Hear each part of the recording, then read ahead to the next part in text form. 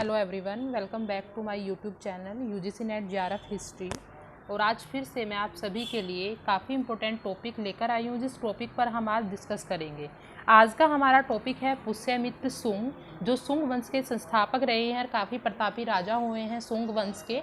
उनके बारे में आज हम डिस्कस करने वाले हैं। सो आज के वीडियो हम स्टार्ट करते हैं स्टूडेंट्स। तो प्लीज़ आप वीडियो को लाइक और शेयर ज़रूर कीजिएगा और वीडियो को एंड तक देखिएगा। पुष्यमित्र सुंग कौन थे? तो पुष्यमित्र सुंग जो है सुंग वंश के संस्थापक माने जाते हैं। पुराणों के अनुसार ऐसा कहा जाता है कि पुष्यमित्र ने बृहद्रथ की, मौर्यों के जो सम्राट थे, अंतिम जो सम्राट थे बृहद्रथ, उनकी हत्या करके सुंग वंश की नींव रखी थी। ऐसा भी कहा जाता है कि उन्होंने 36 वर्षों तक राज्य किया था। लेकिन जो हर्ष चरित्र है वो इस घटना का वर्णन इस प्रकार करता है कि आर्य सेनानी, जो अनआर्य सेनानी थे, अनआर्य सेनानी पुष्यमित्र ने सेना दिखाने के बहाने अपने बुद्धिहीन स्वामी बृहद्रथ की हत्या कर दी। जो बुद्धिहीन स्वामी थे उनके बृहद्रथ, उनकी हत्या कर देते हैं। और पुराण और हर्ष चरित्र के अनुसार पुष्यमित्र के लिए सेनानी अर्थात सेनापति की उपाधि का प्रयोग हमें मिलता है।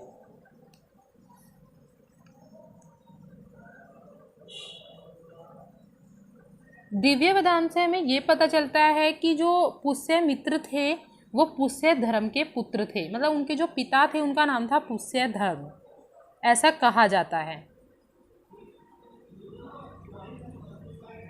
उनका जो प्रारंभिक जीवन है वो सैनिक जीवन से प्रारंभ होता है।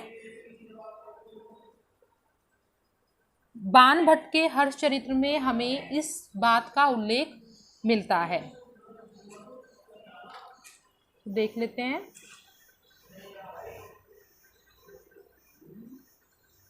पुष्यमित्र सुंग ने 36 वर्षों तक शासन किया और उनके पुत्र अग्निमित्र ने अग्निमित्र को उनका उत्तराधिकारी बनाया गया। पुष्यमित्र सुंग के बाद जो अगले शासक बनेंगे, जो उनके उत्तराधिकारी बनेंगे, वो अग्निमित्र बनेंगे।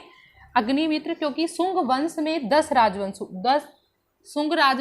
राजाओं ने शासन किया है, लेकिन अग्निमित्र के बाद में सुंग वंश का पतन स्टार्ट हो गया था। साम्राज्य जो है बहुत तेजी से विघटित होने लगा था। कुछ शिलालेख और कुछ सिक्कों से हमें ये संकेत मिलते हैं कि उत्तरी और मध्य भारत के अधिकांश हिस्सों में छोटे राज्य, शहर राज्य शामिल थे, जो किसी भी सुंग आधिपत्य से स्वतंत्र थे।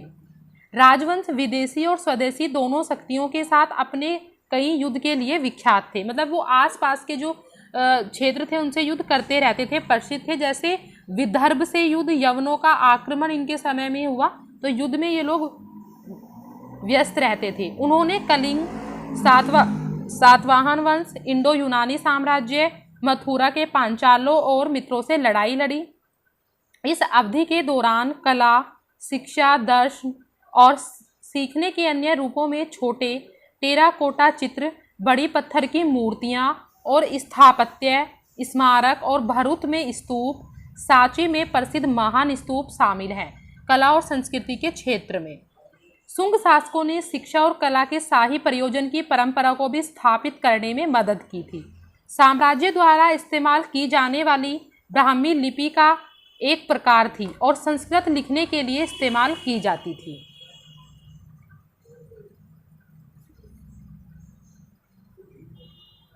परवर्ती मौर्यों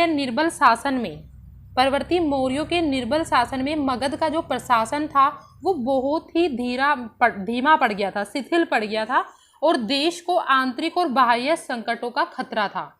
पुष्यमित्र सुंग के टाइम पर क्या हुआ कि देश को आंतरिक और बाह्य शक्तियों से खतरा होने लगा। तो ऐसी जो विकट परिस्थिति थी उसमें पुष्यमित्र सुंग ने मगध साम्राज्य पर अपना अधिकार जमाकर जहां एक ओर यवनों के आक्रमण से देश की रक्षा की, वहीं दूसरी ओर उन्होंने देश में शांति और व्यवस्था की स्थापना कर वैदिक धर्म एवं आदर्शों को, जो कि अशोक के शासनकाल में उपेक्षित हो गए थे, उनकी दोबारा से पुनः मतलब उनकी प्रतिष्ठा की। जो अशोक के समय में वैदिक धर्म बिल्कुल लुप्त सा हो गया था, तो दोबारा से उन्होंने वैदिक धर्म को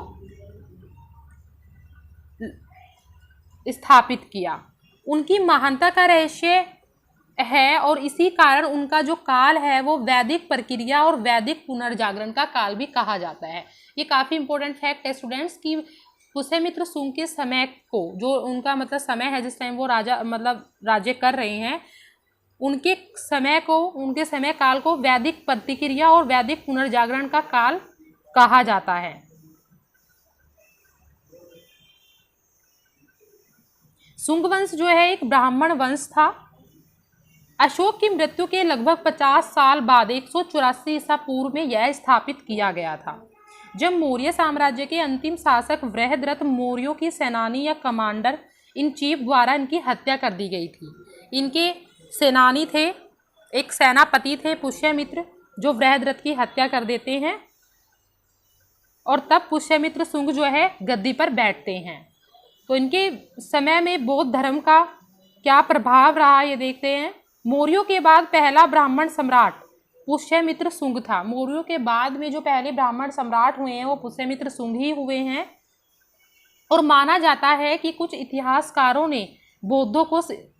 इतिहासकार कहते हैं कि इन्होंने बौद्धों को सताया था और ब्राह्मणवाद के पुनरुत्थान में योगदान दिया था, जिसने बौद्ध धर्म को कश्मीर, गांधार, बैक्टीरिया में बाहर की ओर मजबूर कर दिया। मतलब ये जो बौद्ध धर्म है ये गांधार, कश्मीर और बैक्टीरिया में जाने को मजबूर हो गया।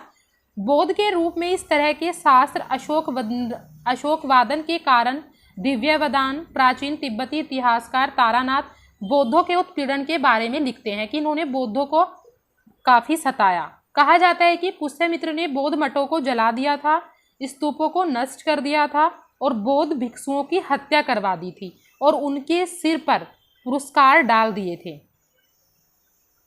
लेकिन कुछ इन कहानियों को संभावित अतिशयोक्ति मानते हैं, मतलब ये पूर्ण रूप से सही नहीं है।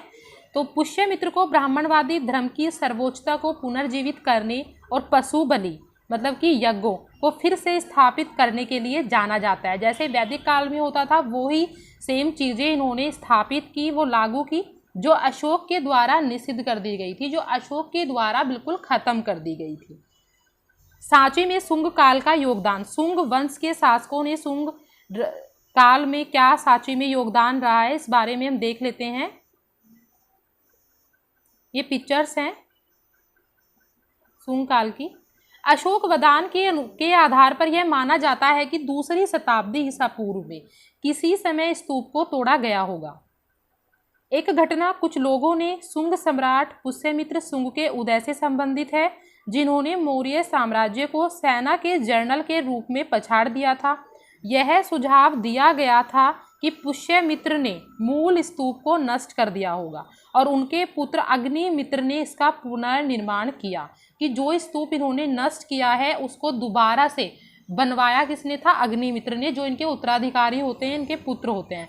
शुंग काल के दौरान मूल ईंट स्तूप पत्थर से ढका हुआ था। शुंगों के युद्ध और संघर्ष शुंग काल की विशेषता थी।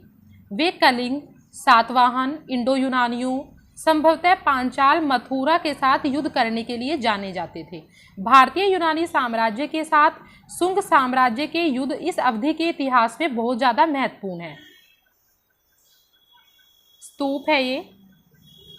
लगभग 180 ईसा पूर्व से ग्रीको बैक्ट्रियन शासक डेमोट्रियस ने काबुल घाटी पर विजय प्राप्त की और शुंगों का सामना करने के लिए ट्रांस इंडस में आगे बढ़ने का सिद्धांत दिया।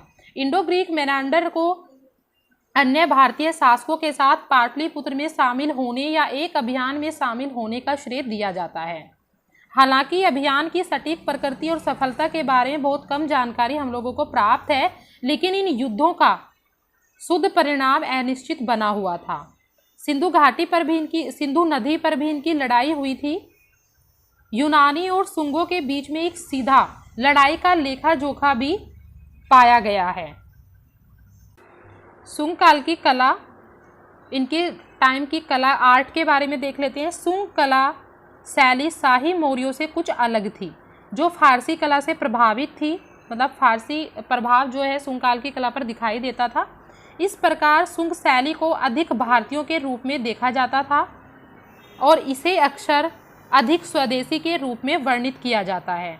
इस काल में कला, शिक्षा, दर्शन और अन्य विद्याओं का विकास हुआ। विशेष रूप से पतंजलि के योग सूत्र और महाभाष्य की रचना इसी काल में हुई थी। पतंजलि के योग सूत्र और महाभाष्य की रचना इसी समय हुई, शुंग काल में। यह मालविकिग्ना मित्र में इसके बाद के उल्लेख के लिए भी जाने जाते हैं। इस काम की रचना कालिदास ने बाद के गुप्त काल में की थी। कालिदास ने मालविकिग्ना मित्र की रचना गुप्त काल के लास्ट में की। शुंग सम्राटों की सूची। शुंग का जो वंश था उसमें 10 सम्राट हुए हैं। फर्स्ट थे पुष्यमित्र शुंग, और जो उनके उत्तराधिकारी होते हैं अग्निमित्र, और सबसे जो लास्ट के शासक होते हैं वो होते हैं देवभूति। आइए देख लेते हैं। सबसे पहले पुष्यमित्र शुंग थे, फिर अग्निमित्र, फिर वसु ज्येष्ठ, फिर वसुमित्र, फिर भद्रका, फिर पुलिंदक, घोषा, वज्रमित्र, भगभाद्रा और देवभूति। देवभूति जो है शुंग वंश के सबसे लास्ट के शासक हुए हैं। इसके बाद में मौर्य जो मतलब शुंग वंश था उसका पतन हो जाता है। अग्निमित्र जब गद्दी पर बैठते हैं उसके बाद ही शुंग जो साम्राज्य है वो विघटित होने लगता है। ये मैप है शुंग साम्राज्य का। इनके पतन के बारे में देख लेते हैं। अग्निमित्र की मृत्यु के बाद साम्राज्य तेजी से विघटित हो गया। शिलालेख और सिक्कों से हमें संकेत मिलते हैं कि उत्तरी और मध्य भारत के अधिकांश हिस्सों में छोटे राज्य और शहर राज्य शामिल थे जो किसी भी शुंग आधिपत्य से स्वतंत्र थे। शुंगों के अंतिम राजा देवभूति की हत्या उसके मंत्री वासुदेव कण्व ने की थी, और वासुदेव कण्व ही इनकी हत्या करके अपने एक नए राजवंश, एक नए वंश की नींव रखेंगे जिसका नाम होगा कर्ण वंश, जो हम आगे वाले वीडियो में देखेंगे। जिन्होंने तब कर्ण वंश की स्थापना की थी। पुराणों के अनुसार आंध्र सिमुका काव्यन और सुसरमन पर आक्रमण करेगा और शुंगों की शक्ति के अवशेषों को नष्ट करेगा और इस पृथ्वी को प्राप्त करेगा। पुराणों ने ये कहा था। पुराणों के अनुसार जो है आंध्र सिमुक काव्यन और सुसरमन पर आक्रमण करेगा और शुंगों की शक्ति के अवशेषों को नष्ट करके इस पृथ्वी को प्राप्त करेगा। तो ऐसे जो है शुंग जो साम्राज्य था उसका पतन हो जाता है, एक नए वंश की स्थापना हो जाती है जिसका नाम होता है कर्ण वंश। तो स्टूडेंट्स आज की वीडियो में इतना ही। अगर आपको ये वीडियो अच्छी लगी हो तो प्लीज़ वीडियो को लाइक शेयर ज़रूर कीजिएगा और चैनल को सब्सक्राइब ज़रूर कीजिएगा। तब तक के लिए take care, have a good day.